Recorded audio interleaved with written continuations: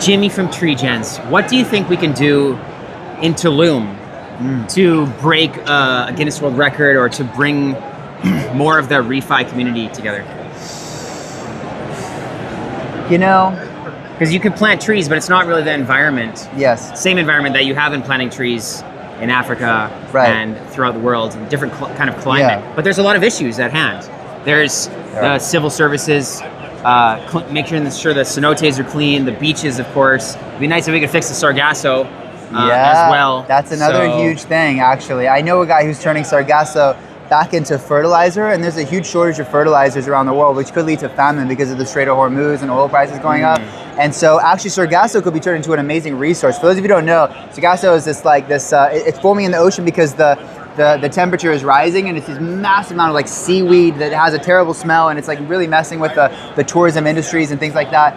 And so there's so many great solutions out there, right? And so through a lot of collaboration, we can all come together, whether it be the government groups or the local nonprofits, the stewards of the land, right? Indigenous groups, they're all great coming together to the table to try to improve the situation. And it's the mission of Treegens to pioneer the most rewarding and transparent tree planting technologies. And rewarding is a key part of that, right? Because people can make this their livelihoods and send their kids to school and put food on the table and like take care of the people that they love because they made the world a better place. Yeah. A lot of people are gonna not just do this as a little hobby on the side, but actually go all in on it, Yeah. And the more people can go all in on what they love, it's not really super fulfilling for them. You get to do something that makes you happy, which is like most of your life is work, right? Yeah. And so we're creating those opportunities for people and really trying to tap into this like $900 billion a year market, which is carbon credits. Yeah. How much of that do you think makes it to the people on the ground?